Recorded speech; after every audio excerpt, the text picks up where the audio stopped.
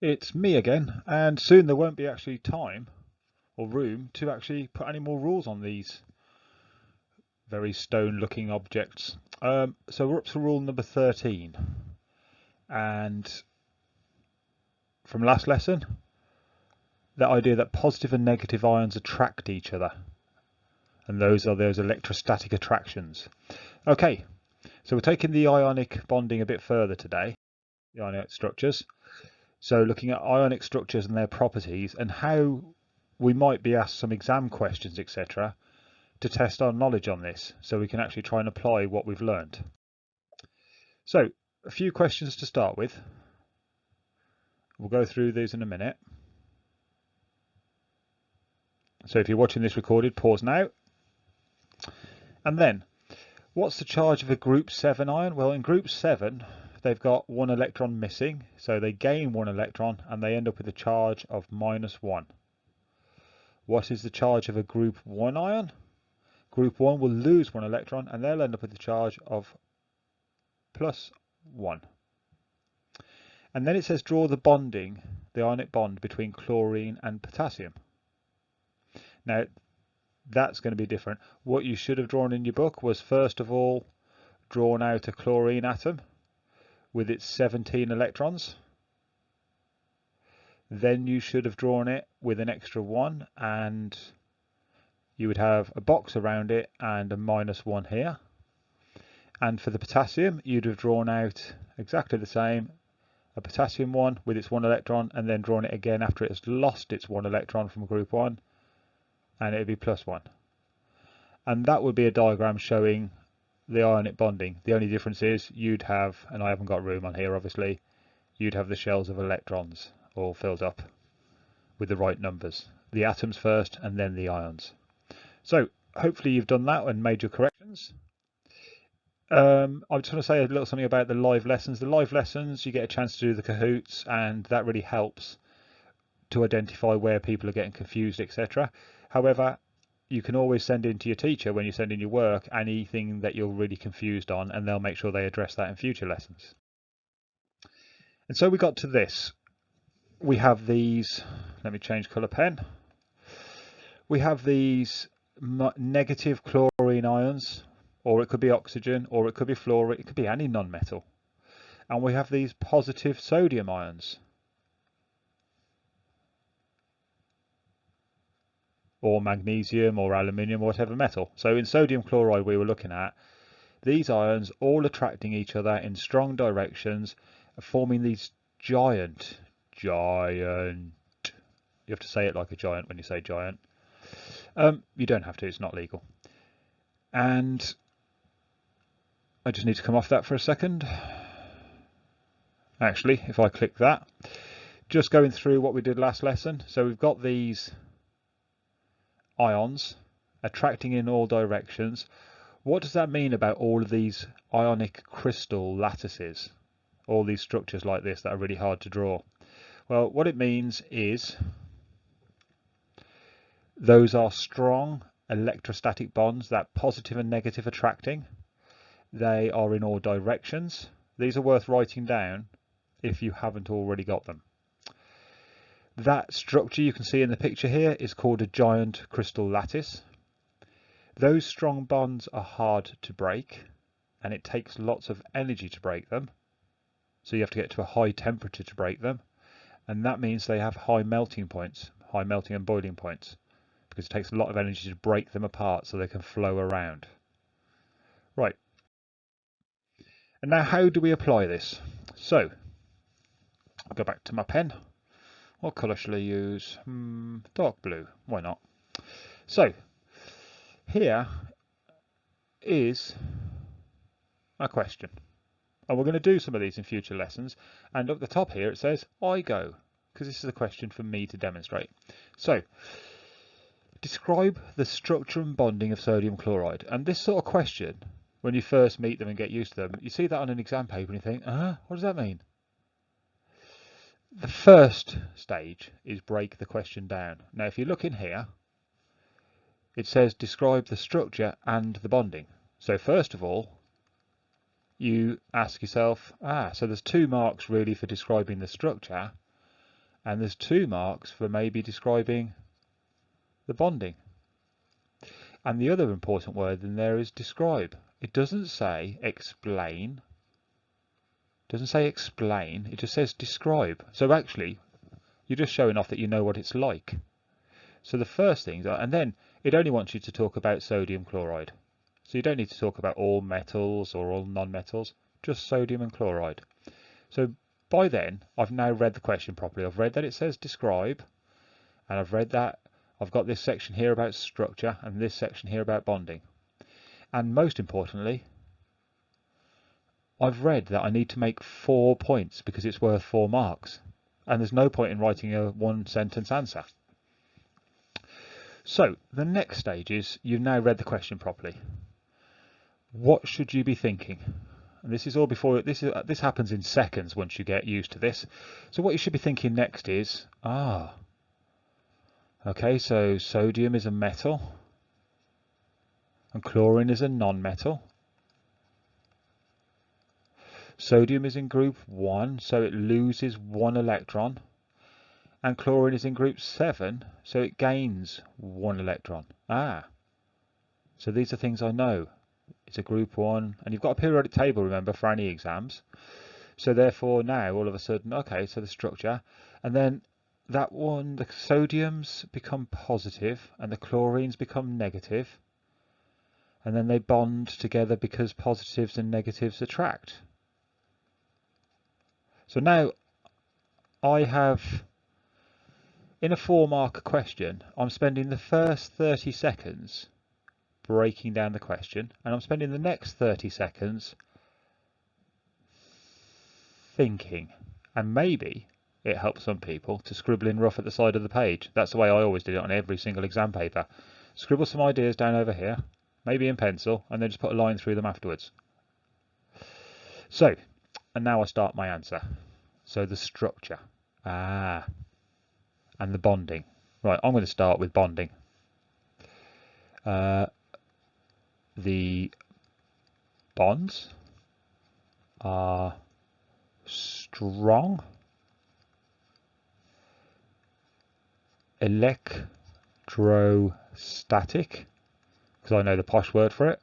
If you didn't remember that, you could still say the bonds are strong between the positive and negative ions attracting. The bonds are strong, electrostatic, ionic. Where's my rubber? There it is. We all make mistakes. Ionic attractions in all directions. So what I've said so far is the bonds are strong, they're electrostatic, they're ionic, they're in all directions. I've actually made 4 scientific points in there, but I've only answered half the question. I've only done my bonding bit. So now I have to go to my structure. So how are they arranged? So think about that grid, that lattice. They are arranged in a giant crystal. And if you can't remember the specific words, you describe it, so you get some of the marks, or even draw it. Arranged in a giant crystal lattice,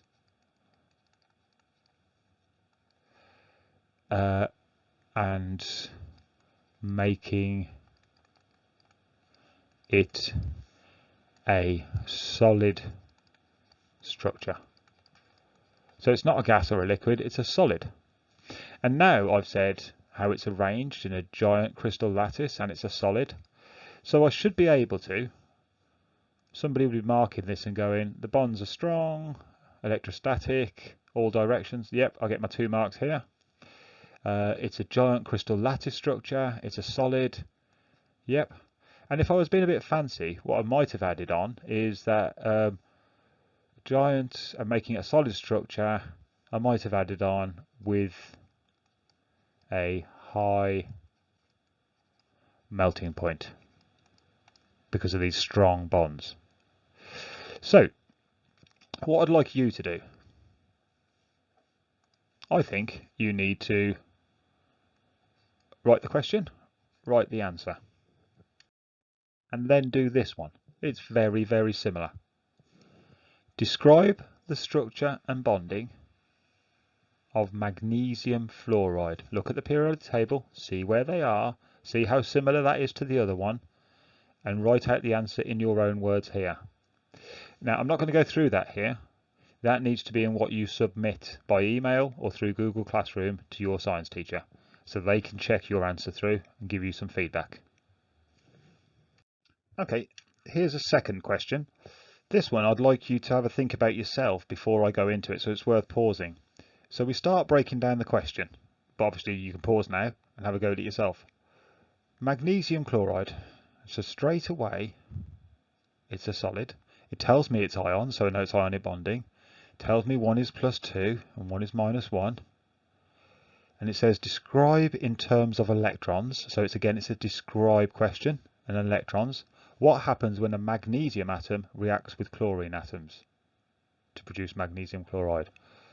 Right, so now I've got a good idea what to do. So the question is asking me to focus on describing. It's there.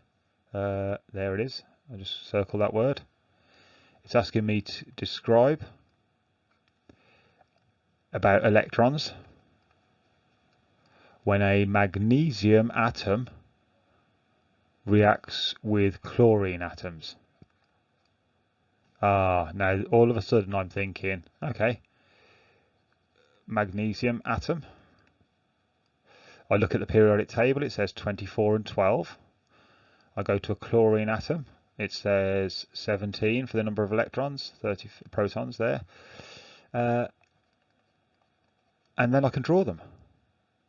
So answer, and what you'd be best doing is if you drew them out first, I'm not going to draw them in my answer, I'm going to use words. Magnesium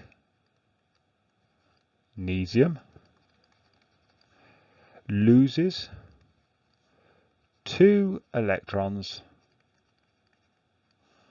on its outside shell and then has a charge of +2. Right, where did those electrons go? Well, they had to go to chlorine. The electrons go to, now with chlorine, chlorine has 7 on its outside shell, so it only needs 1. So what I need in my thinking, I need another chlorine. So there's the 2 from magnesium, gone to a chlorine and a chlorine. So the electrons go to 2 chlorine atoms to make 2 Cl- ions. And now I think, right, have I described, yes, have I described the electrons for magnesium and chlorine atoms? Magnesium loses 2 electrons on its outside shell, so I know it's got too many, and it has a positive charge. And the electrons go to 2 chlorines. I think I get 4 out of 4. Well done me. So hopefully that makes it seem a bit easier. So again, you go. What happens to the atoms? Here's a question. What happens to the atoms when lithium reacts with chlorine? It's a very similar question to the one I've asked, but it's great practice for you to try. Write the question, do any rough work you need to, then write your answer. And again, that'll be in the pictures you send to your teacher. And then 2 major properties, high melting points. High melting points you need to be able to explain. And the high melting point is because of these positive and negative ions having this really strong electrostatic attraction in all directions. And then the second major property is conducting electricity. Now the thing is, in here we've got positives and negatives. When an ionic substance is a solid, when it's in its crystal lattice, the answer is no, it does not conduct electricity. But when it is in a liquid state, which is shown in this sort of diagram here, here's my sodium chloride, here's my water, and here's my salty water down below, where I've got bits of sodium and bits of chlorine inside the water, but they're now free to move. Liquid, the ions can move. And because they can move electrons. That means they do conduct electricity. So I would suggest you pause now. You won't be able to draw that diagram, but something similar. In the solid structure, why is it so solid? Why does it have such a high melting point? And why does it conduct electricity when it's a liquid, but not when it's a solid? Because the ions being free to move. So pause, a couple of diagrams and a couple of explanations. We'll put your notes in the right place. And this is here to pause on and to answer those 5 questions. That's what you submit. Okay, when you've done that, the lesson has finished. That should have taken you the full time. Please send your work to your teacher. Thank you.